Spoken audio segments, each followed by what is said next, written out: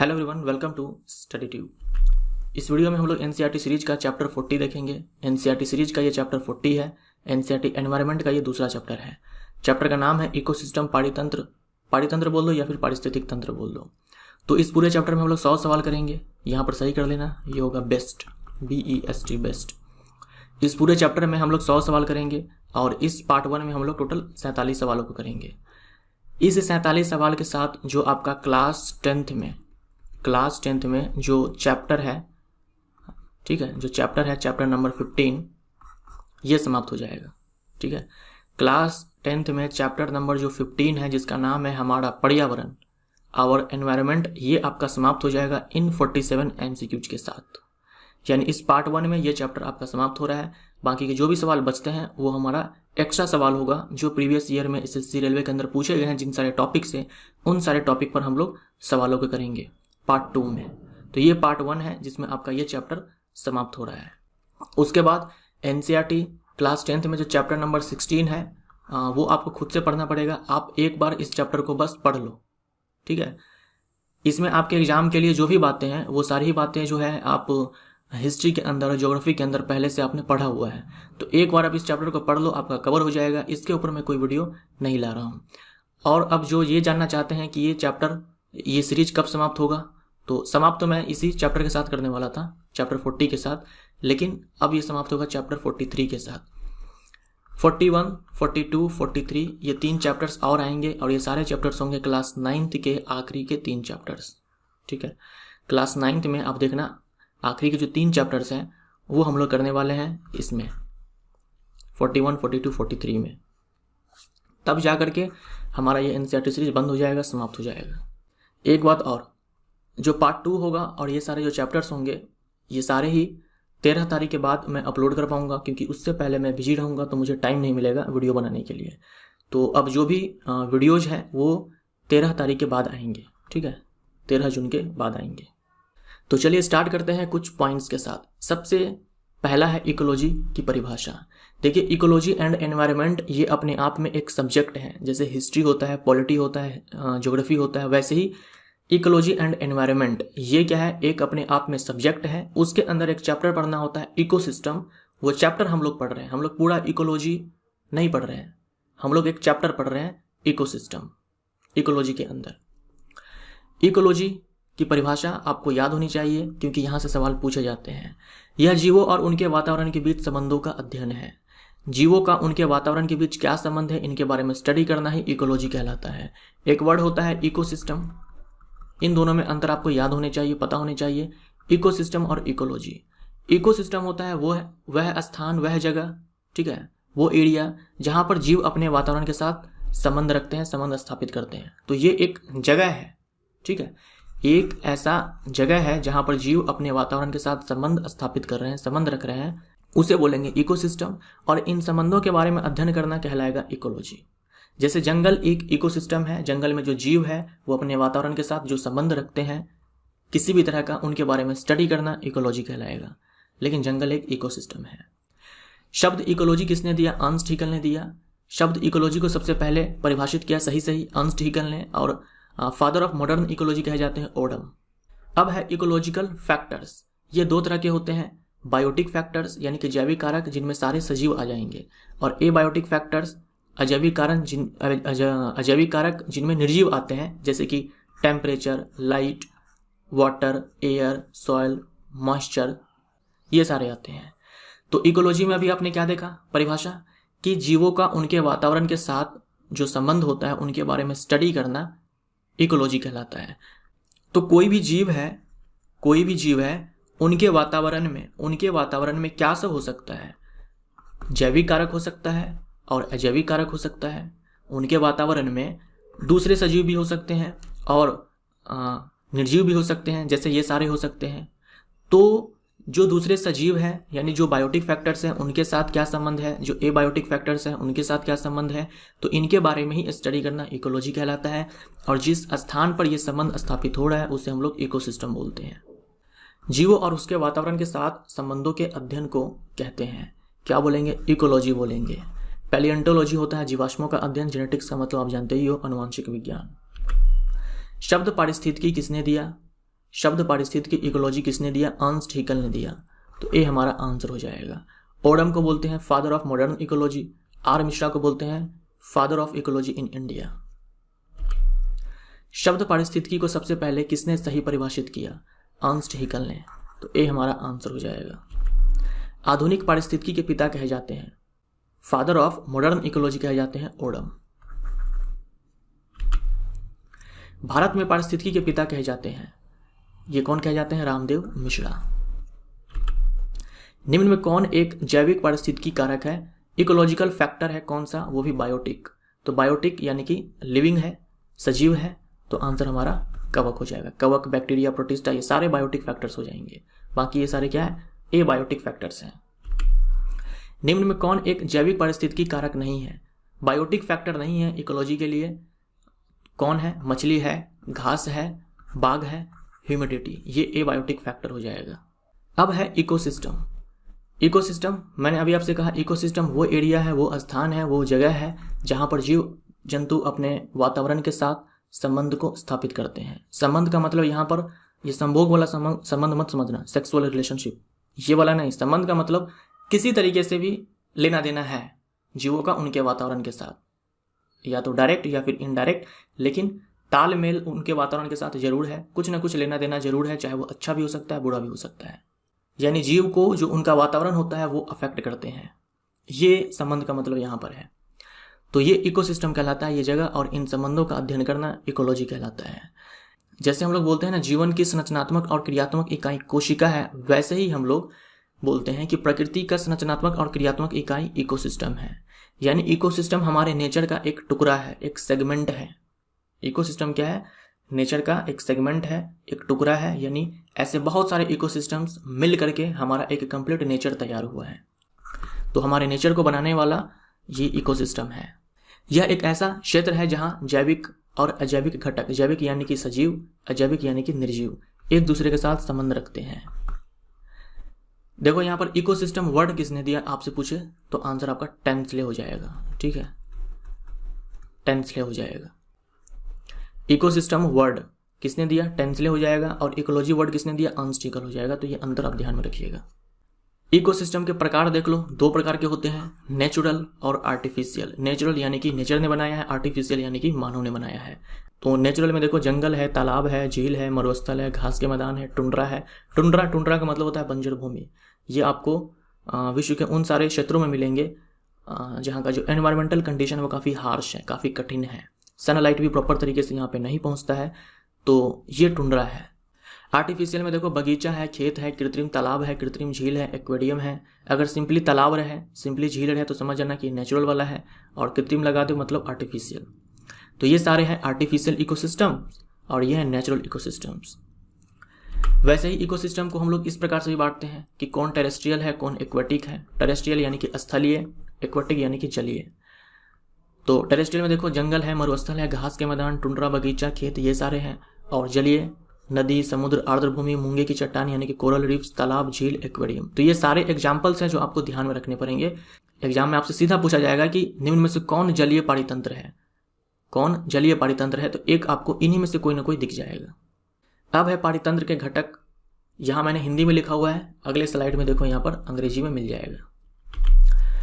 पारितंत्र के घटक दो प्रकार के होते हैं, अजैविक घटक यानी जो निर्जीव है, जैविक घटक यानी कि जो सजीव है। अजैविक घटक जैसे कि प्रकाश, ताप, आर्द्रता, वायु, मिट्टी, चट्टान, ये सब। जैविक घटक में उत्पादक जो अपना खाना खुद से बनाते हैं जैसे पादप, साइनोबैक्टीरिया। उपभोक्ता जो अपना खाना खुद से नहीं बनाते हैं, ये परपोषी होते हैं। उत्पादक स्वपोषी होते हैं, उपभोक्ता परपोषी होते हैं। और अपघटक ये भी परपोषी होते हैं, लेकिन इनको हम लोग अलग रखते हैं, जैसे कि कवक, मृतोपजीवी जीवाणु। यहाँ पर आपको मृतोपजीवी जीवाणु बोलना पड़ेगा पूरी तरह से, क्योंकि जीवाणु दो प्रकार के होते हैं, स्वपोषी भी हो सकते हैं, परपोषी भी हो सकते हैं। तो जो परपोषी में मृतोपजीवी है उनके बारे में हम यहाँ पर बोल रहे हैं कि ये अपघटक है। अब उपभोक्ता जो है तीन प्रकार के हो सकते हैं, प्रथम, द्वितीय, तृतीय। ठीक है, प्रथम, द्वितीय, तृतीय।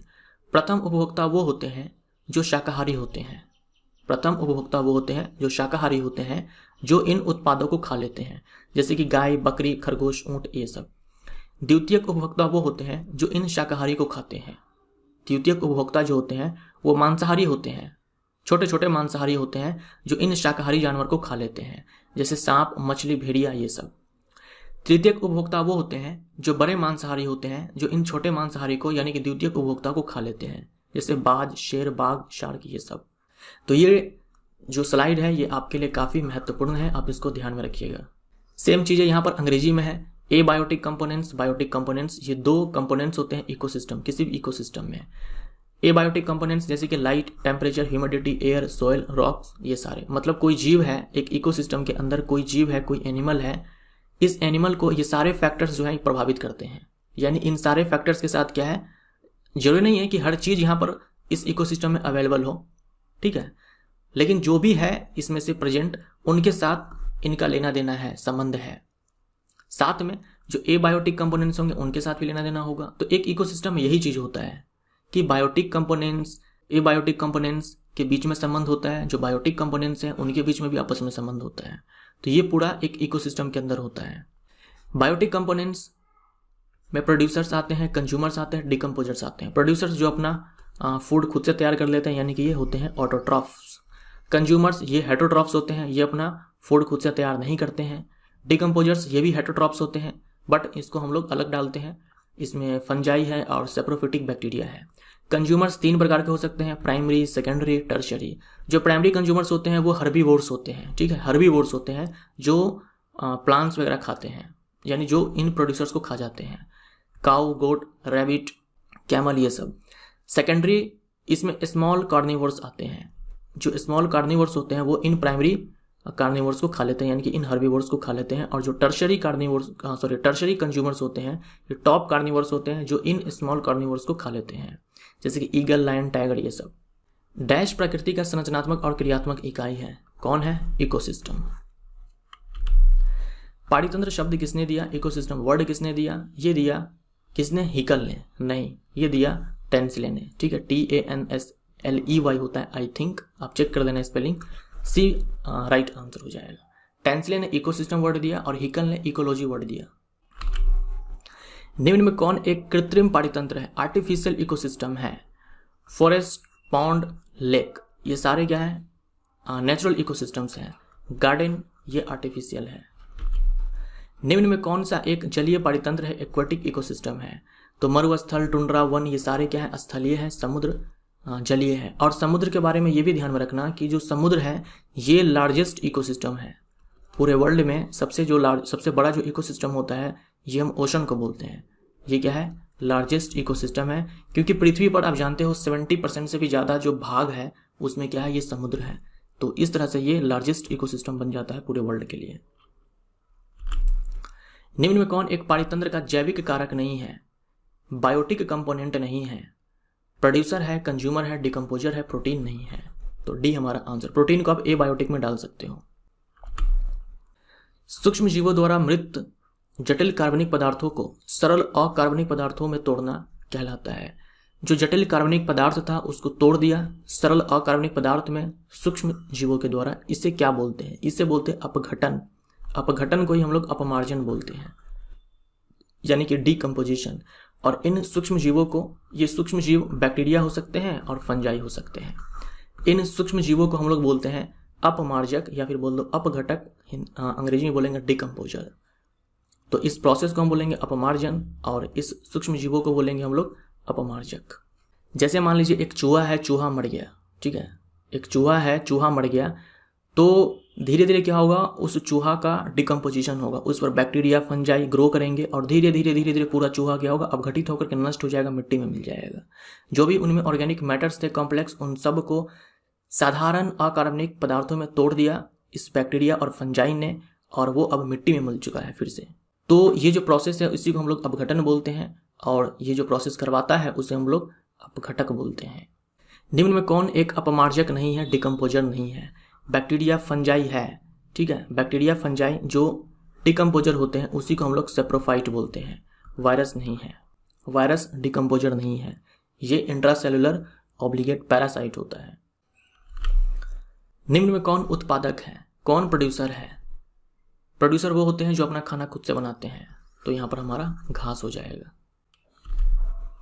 निम्न में किसे ट्रांसड्यूसर्स भी कहा जाता है? देखिए ट्रांसड्यूसर्स ये एक डिवाइस होता है, ठीक है, एक डिवाइस होता है जो ऊर्जा के एक रूप को ऊर्जा के दूसरे रूप में बदलता है। ट्रांसड्यूसर्स एक डिवाइस होता है जो एनर्जी के एक फॉर्म को दूसरे फॉर्म में बदल देता है। तो हमारा आंसर यहाँ पर उत्पादक हो जाएगा, प्रोड्यूसर हो जाएगा, क्योंकि प्रोड्यूसर अपना भोजन खुद से बनाते हैं फोटोसिंथेसिस करके। तो यहाँ पर फोटोसिंथेसिस में क्या होता है कि सोलर एनर्जी को कन्वर्ट किया जाता है केमिकल एनर्जी में। तो यहाँ भी क्या हो रहा है, एनर्जी का एक फॉर्म दूसरे फॉर्म में कन्वर्ट हो रहा है। तो इसलिए हम प्रोड्यूसर को ट्रांसड्यूसर्स भी कहते हैं। प्राथमिक उपभोक्ता है, प्राइमरी कंज्यूमर है। प्राइमरी कंज्यूमर कौन होता है?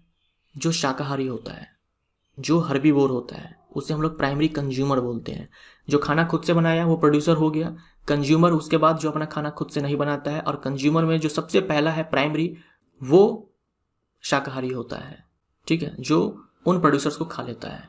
तो शाकाहारी इसमें कौन है? केवल गाय। सी हमारा आंसर। अब दो शब्द होता है फूड चैन, फूड वेब, ठीक है, फूड चैन और फूड वेब। फूड चैन क्या होता है? फूड चैन ये एक लीनियर सीक्वेंस होता है जो हमें ये बताता है कि कौन से जानवर किसको खा रहा है। या फिर बोल दो फूड चैन ये हमारा एक लीनियर सीक्वेंस होता है जिसमें हमें ये पता चलता है कि जो न्यूट्रिएंट्स होते हैं वो कैसे एक जानवर से दूसरे जानवर में ट्रांसफर हो रहा है। या फिर बोल दो एनर्जी कैसे एक जानवर से दूसरे जानवर में ट्रांसफर हो रहा है। जैसे यहाँ पर देखो आपको 3 तरह के फूड चैन दिखाए गए हैं। ये एक फूड चैन नहीं है, 3 तरह के फूड चैन दिखाए गए हैं। यहाँ पर है वन यानी कि फॉरेस्ट, उसके बाद ग्रास लैंड घास के मैदान, और पॉन्ड यानी कि तालाब। यहाँ देखो जो पेड़ पौधे हैं उसको हिरन ने खाया, ठीक है, और हिरन को इस बाघ ने खा लिया। यहाँ देखो यहाँ पर क्या है, ये घास है, तो घास को इस ग्रास होपर ने खाया, इस ग्रास होपर को इस मेढक ने खाया, मेढक को सांप ने खाया, सांप को ये चीलबाज जो भी है इसने खा लिया।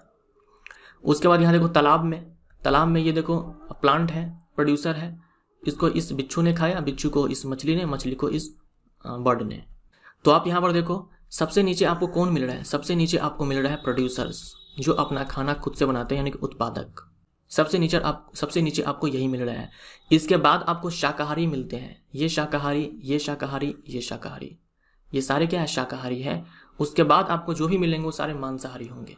तो यहाँ पर क्या हो रहा है कि जो पोषक तत्व इस पौधे में था वो ट्रांसफर हुआ इस हिरन में, और हिरन के पास जो था वो ट्रांसफर हुआ यहाँ पर। इसी को आप ऐसे बोल सकते हो कि प्लांट से एनर्जी लिया इस हिरन ने, और हिरन से जो एनर्जी लिया इस बाघ ने। तो यहाँ पर एनर्जी का ट्रांसफर हो सकता है, आप ये बोल सकते हो कि न्यूट्रिएंट्स जो होते हैं वो ट्रांसफर हो रहे हैं। या फिर आप ये बोल सकते हो कि यहाँ पर हमें ये पता लग रहा है कि कौन जीव किसको खा रहा है। यही फूड चैन होता है। रियलिटी में नेचर के अंदर फूड चैन एग्जिस्ट नहीं करता है, ठीक है। वास्तव में ये फूड चैन जो है हमारे प्रकृति में एग्जिस्ट नहीं करता है। तो क्या एग्जिस्ट करता है? ये फूड वेब एग्जिस्ट करता है, ठीक है, ये फूड वेब एग्जिस्ट करता है। क्योंकि यहाँ देखो दिखाया गया है कि इस पेड़ पौधे को ये हिरन खा रहा है। तो ये बताओ मुझे, जरूरी थोड़ी ना है कि इस पेड़ पौधे को केवल हिरन खाए।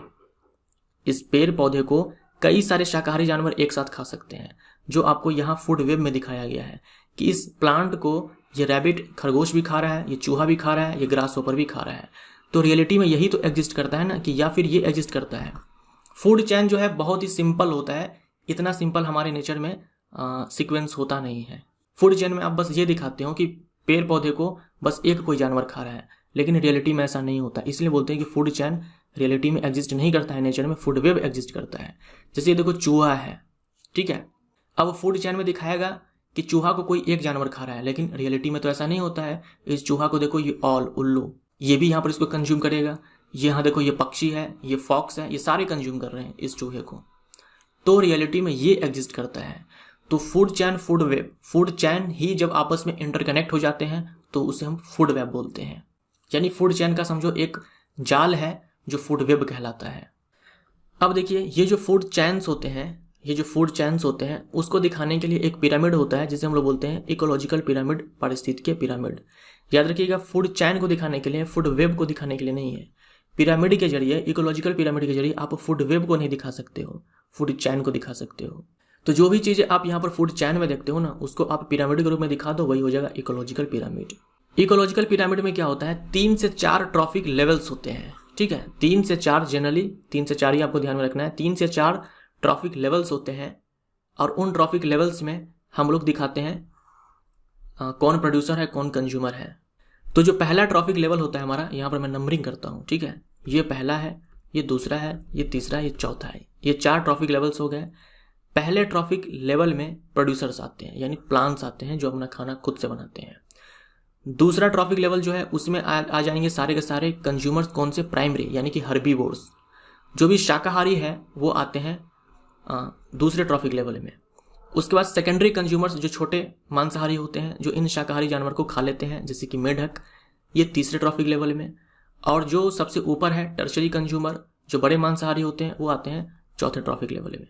ठीक है, तो ट्रॉफिक लेवल्स को हम लोग पोषी स्तर बोलते हैं, और ये आपके लिए बहुत ही ज़्यादा महत्वपूर्ण है। ये ट्रॉफिक लेवल्स, ये पिरामिड आपको ध्यान में रखना है कि कहाँ पर उत्पादक है। बहुत ही सिंपल है ना, सबसे पहले तो उत्पादक आएगा, खाना बनाएगा। सबसे पहले उत्पादक आएगा, खाना बनाएगा, उसके बाद ही तो कोई खाएगा ना।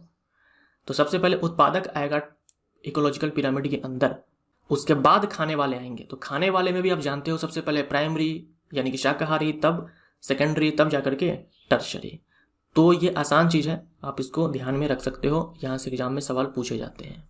अब है एनर्जी फ्लो इकोसिस्टम के अंदर। आपने इकोसिस्टम के अंदर प्रोड्यूसर्स देखे, ठीक है, आपने ये पिरामिड देखा ना, यहाँ आपने प्रोड्यूसर्स देखे, यहाँ पर प्राइमरी कंज्यूमर, यहाँ पर सेकेंडरी और यहाँ पर टर्शरी। तो इसमें एनर्जी का फ्लो कैसे होता है? ये जो पिरामिड है ये हम लोग फूड चेन से ही तो बनाते हैं ना, और फूड चेन में मैंने आपसे क्या कहा कि इससे हमें ये पता चलता है कि एनर्जी का फ्लो किस प्रकार से हो रहा है।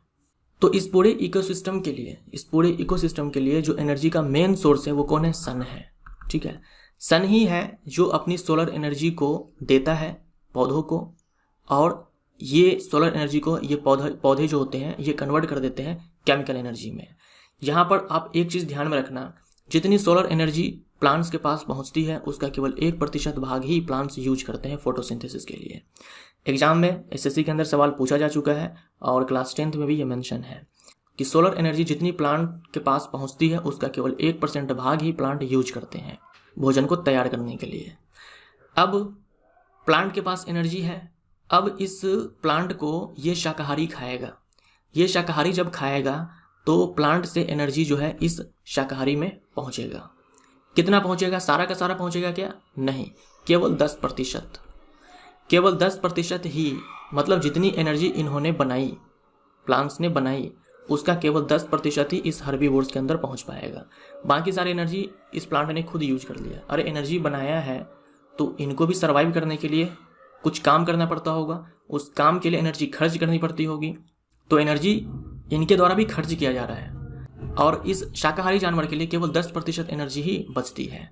फिर इस हर्बीवोर को, इस शाकाहारी को ये मांसाहारी खाएगा तो यहाँ भी एनर्जी का ट्रांसफ़र केवल 10% ही होगा, यानी जितनी एनर्जी इसके पास है उसका केवल 10% ही इस मांसाहारी में पहुँच पाएगा। क्योंकि जो भी इसके पास एनर्जी है उस एनर्जी का यूटिलाइज ये खुद भी करेंगे, रिप्रोडक्शन में, डाइजेशन में, तरह तरह की चीज़ों में ये खुद भी एनर्जी का इस्तेमाल करेंगे। तो इस कार्निवोर के लिए केवल 10% एनर्जी ही बचती है। उसके बाद यहाँ भी 10% का ही फ्लो होगा। तो एक वैज्ञानिक थे जिनका नाम था लिंडमैन। ठीक है, लिंडमैन ने दिया था 10% law of energy. 10% law of energy ये किसने दिया? लिंडमैन ने दिया। लिंडमैन ने कहा कि एक फूड चेन में जो एनर्जी का ट्रांसफ़र होता है वो हर ट्रॉफिक लेवल से 10% ही मात्र होता है। कहने का मतलब ये हुआ कि अगर इस प्रोड्यूसर के पास मान लो कि 1000 जूल एनर्जी है तो यहाँ पर केवल 100 जूल ही पहुँचती है, फिर यहाँ पर मात्र 10 जूल, फिर यहाँ पर 1 जूल। ठीक है, 1 जूल। हर ट्रॉफिक लेवल से अगले ट्रॉफिक लेवल में केवल 10% एनर्जी ही फ्लो होती है। उसके बाद यहाँ पर एक चीज़ और देखिए, सनलाइट से जो सोलर एनर्जी इस प्रोड्यूसर ने लिया, क्या इस एनर्जी को ये प्रोड्यूसर वापस इस सनलाइट को लौटा सकता है? नहीं लौटा सकता है। जो एनर्जी इस प्रोड्यूसर से, इस उत्पादक से इस शाकाहारी के पास गई है, क्या वो एनर्जी वापस ये शाकाहारी इस प्रोड्यूसर को वापस कर सकता है? नहीं कर सकता है। यानी एनर्जी का फ्लो जो है इसमें केवल एक ही दिशा में होता है, यूनी डायरेक्शनल होता है। तो ये चीज़ भी आप ध्यान में रखेंगे कि फूड चेन के अंदर जो एनर्जी का फ्लो है वो यूनी डायरेक्शनल होता है। एक बार एक ट्रॉफिक लेवल से दूसरे ट्रॉफिक लेवल में एनर्जी अगर चली जाती है तो वो वापस पिछले वाले ट्रॉफिक लेवल में नहीं आती है। ये यूनी डायरेक्शनल होता है। खाद्य श्रृंखला शुरू होता है। आपने देखा कि जो खाद्य श्रृंखला है वो शुरू होता है प्रोड्यूसर से। ठीक है, चाहे वो एक्वेटिक हो, टेरेस्ट्रियल हो, किसी भी प्रकार के हो, प्रोड्यूसर से।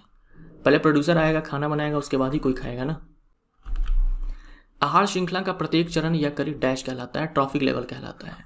सी हमारा आंसर। डैश प्रथम पोषी स्तर है, पहला ट्रॉफिक लेवल है। पहला ट्रॉफिक लेवल कौन होता है? पहले ट्रॉफिक लेवल पर कौन होता है? आप तो फटाक से क्या करना, ये पिरामिड बना देना, ठीक है, ये पिरामिड बना देना। ये जो पहला ट्रॉफिक लेवल है इसमें प्रोड्यूसर्स आते हैं, यानी कि ऑटोट्रॉफ्स आते हैं, अपना खाना खुद से बनाते हैं। डैश द्वितीय पोषी स्तर है, सेकंड ट्रॉफिक लेवल पे कौन आएगा? 1 2 3 ये 4। ये पहला है, ये दूसरा है, ये तीसरा है, ये चौथा है। यहां पर आते हैं प्रोड्यूसर्स, यहां पर आते हैं प्राइमरी कंज्यूमर, ठीक है, प्रथम उपभोक्ता।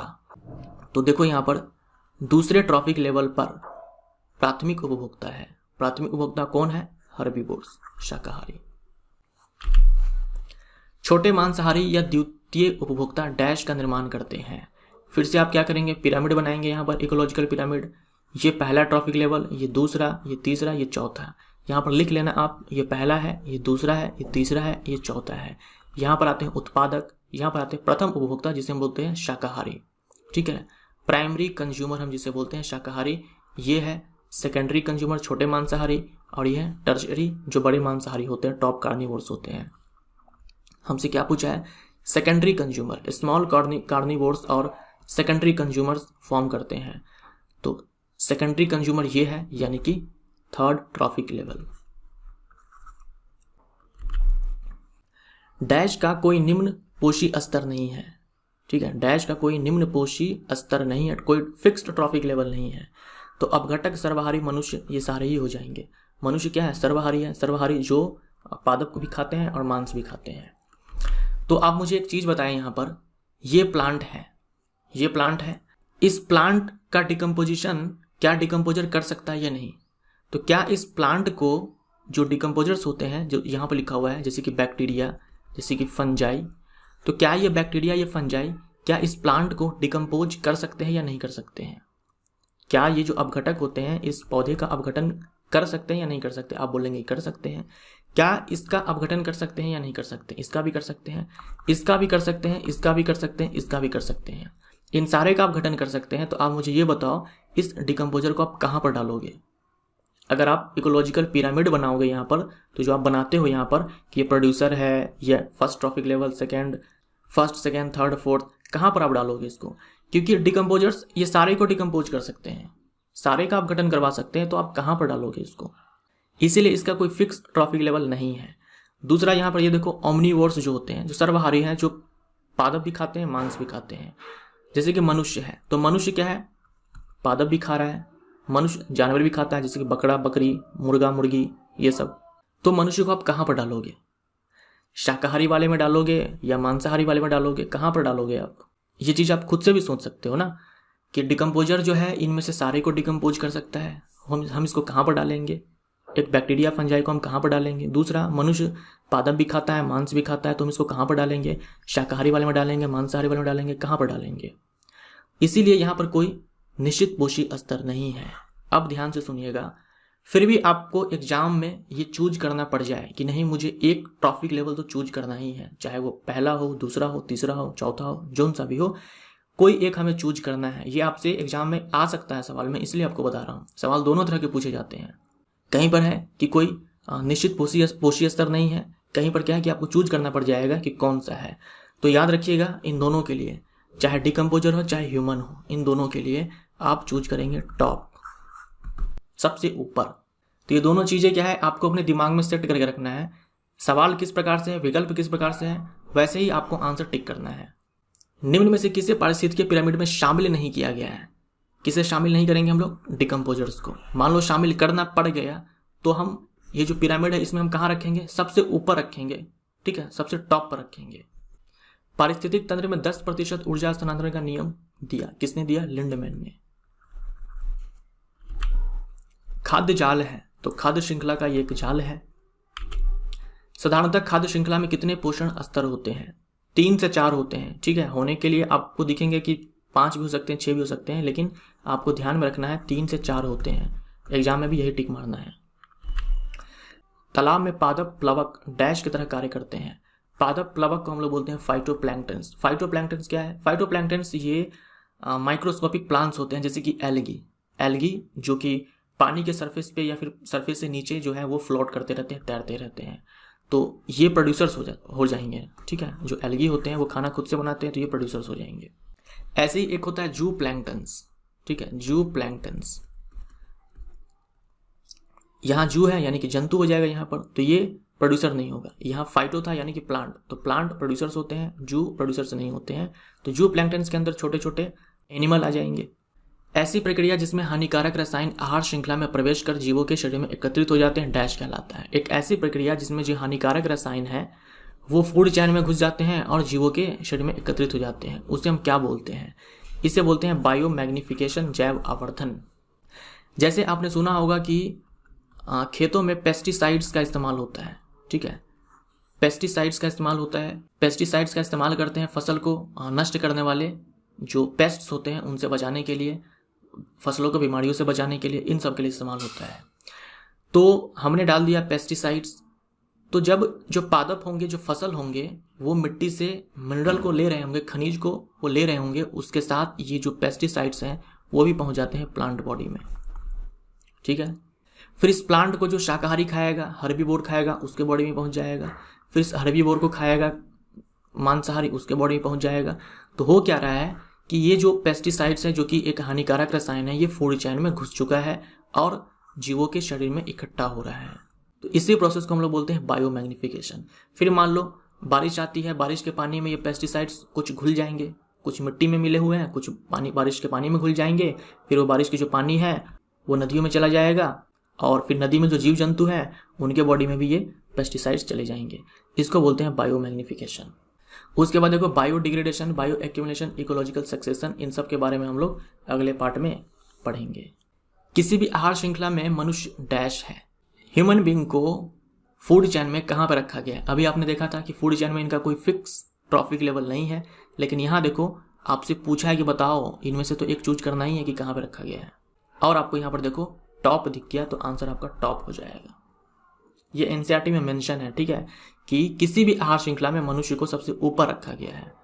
फिर क्लास 11th का एनसीईआरटी देखोगे, वहां पर लिखा हुआ है कि जो फूड चैन है या फिर जो इकोलॉजिकल पिरामिड है उसका अपना एक लिमिटेशन है, उसकी एक कमी है कि हम उनके बारे में बात नहीं करते हैं जो एक से ज़्यादा ट्रॉफिक लेवल ऑक्यूपाई करते हैं, जैसे कि डिकम्पोजर, जैसे कि ह्यूमन बींग्स, इन सब के बारे में।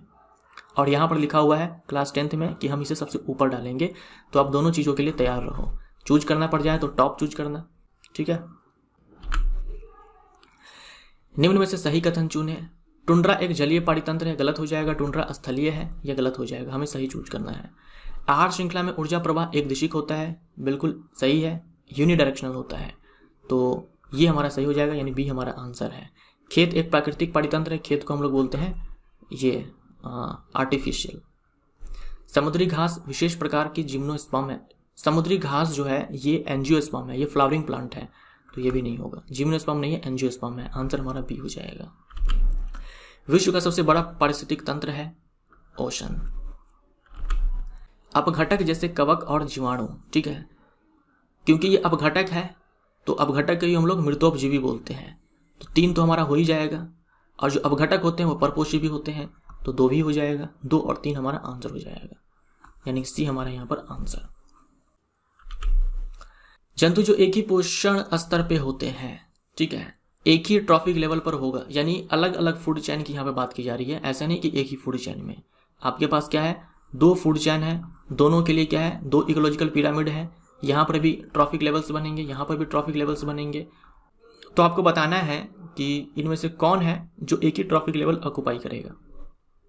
तो ये है डियर और बी, ठीक है। ये दोनों क्या है, शाकाहारी हो जाएंगे, तो ये दोनों यहाँ पर आएंगे।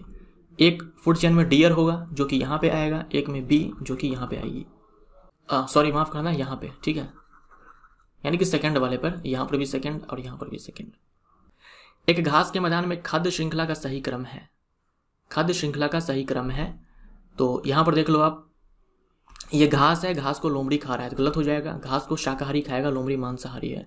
जीवाणु से हम लोग शुरुआत नहीं करेंगे, हम लोग जब भी फूड चैन को स्टार्ट करते हैं तो प्रोड्यूसर से करते हैं। जीवाणु क्या है, डिकम्पोजर है। इसको आप लास्ट में डाल सकते हो लेकिन स्टार्टिंग में नहीं डाल सकते हो। मैंने आपसे कहा जो डिकम्पोजर है उसको आप टॉप पे डाल सकते हो लेकिन स्टार्टिंग में नहीं। स्टार्टिंग में तो प्रोड्यूसर्स ही होंगे। उसके बाद है घास, घास को कीट ने खाया, कीट को पक्षी ने, पक्षी को सांप ने खा लिया। तो ये सही है हमारा। यहाँ देखो घास को सांप खा रहा है तो ये गलत हो जाएगा, ठीक है, ये भी गलत हो जाएगा। हमारा आंसर सी हो जाएगा। एक पारितंत्र में ऊर्जा का प्रमुख स्रोत है सोलर एनर्जी, यानी कि सन जो है ये मेन सोर्स है एनर्जी के लिए एक इकोसिस्टम के अंदर। निम्न में खाद्य श्रृंखला में संभावित करी ए की पहचान करें। पादप है, प्रोड्यूसर है। पादप को कीट ने खाया, कीट को मेढक ने खाया। मेढक को कौन खाएगा इनमें से? खरगोश तो शाकाहारी है। उसके बाद तोता भी शाकाहारी है, तो ए नहीं होगा, डी नहीं होगा। मेढक को लोमड़ी खाएगा या फिर कोबड़ा, कोबड़ा यानी कि सांप। मेढक को सांप खाएगा, फिर सांप को चील खा जाएगा। निम्न में कौन आहार श्रृंखला का निर्माण करते हैं? आहार श्रृंखला में आप जानते हो कि उत्पादक होते हैं, उपभोक्ता होते हैं। उपभोक्ता में भी प्रथम, द्वितीयक, तृतीयक ये सब होते हैं।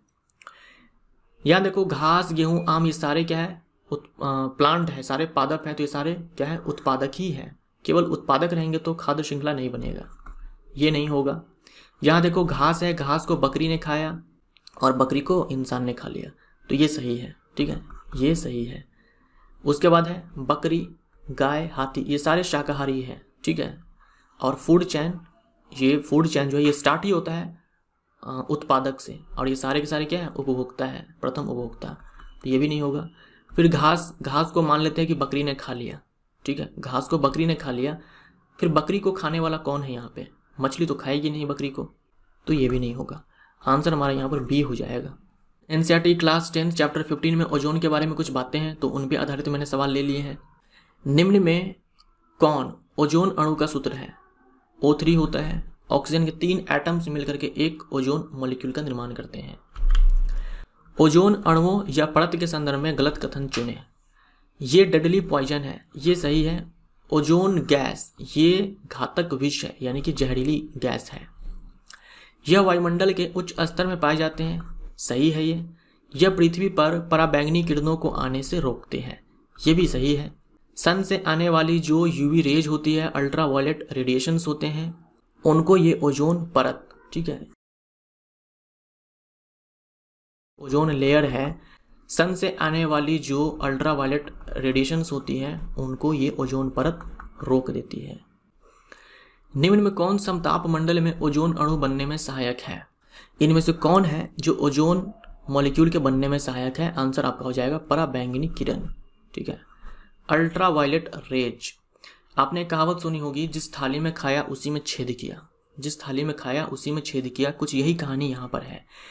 ओजोन बनाने वाली जो किरण थी, अल्ट्रा वायलेट रेज, पराबैंगनी किरण, उसी को ये ओजोन पृथ्वी तक पहुंचने नहीं दे रहा है। मतलब ओजोन बनवाया अल्ट्रा वायलेट रेज ने, और बनने के बाद ये ओजोन बदल गया, ये अपने से होकर के इस अल्ट्रा वायलेट रेज को गुजरने नहीं देता है, इसको एब्जॉर्ब कर लेता है। इसीलिए मैंने कहा कि जिस थाली में खाया उसी में छेद किया। होता कुछ ऐसा है कि जो ऑक्सीजन मॉलिक्यूल्स होते हैं उन पर जब ये यूवी रेज गिरती है, तब ये जो ऑक्सीजन मॉलिक्यूल्स होते हैं O2, ये टूट जाते हैं ऑक्सीजन एटम्स के अंदर, ठीक है। ये ऑक्सीजन एटम्स के अंदर टूट चुके हैं, ये ऑक्सीजन एटम्स के अंदर ये टूट चुका है, ये एक ऑक्सीजन मॉलिक्यूल। अब ये जो ऑक्सीजन एटम है ये हाईली अनस्टेबल है, ठीक है। ये जो एटम्स होते हैं ये हाईली अनस्टेबल होते हैं, मतलब ये तड़प रहे हैं किसी के साथ कंबाइन करने के लिए, तो ये कंबाइन कर लेता है ऑक्सीजन मॉलिक्यूल के साथ। जो बाकी सारे ऑक्सीजन मॉलिक्यूल्स होते हैं उसके साथ ये एटम्स कंबाइन कर लेते हैं और O3 का निर्माण हो जाता है, जिसे हम ओजोन बोलते हैं। डैश से वायुमंडल में ओजोन की मात्रा में गिरावट आने लगी। 1980 से देखा गया कि जो ओजोन परत है उनमें काफ़ी तेजी से, उनकी मोटाई में काफ़ी तेजी से गिरावट आ रही है। ओजोन परत के अपक्षयन के लिए जिम्मेवार है, इनमें से कौन है? क्लोरोफ्लोरोकार्बन, ठीक है, क्लोरोफ्लोरोकार्बन। क्या होता है कि ये जो क्लोरोफ्लोरोकार्बन है इसमें क्लोरीन है, तो होता कुछ ऐसा है कि ये जो क्लोरोफ्लोरोकार्बन है इस पर जब यूवी रेज गिरती है तो इस क्लोरोफ्लोरोकार्बन से जो क्लोरीन है ये रिलीज हो जाता है, ठीक है, क्लोरीन जो है इससे रिलीज हो जाता है। उसके बाद जो आपका यहाँ पर O3 है, जो यहाँ पर O3 है ओजोन में, इस O3 से एक ऑक्सीजन को ये क्लोरीन छीन लेगा। इस O3 से एक ऑक्सीजन एटम को ये क्लोरीन छीन लेगा तो बचेगा क्या, O2। तो हो क्या रहा है यहाँ पर कि O3 से O बन रहा है।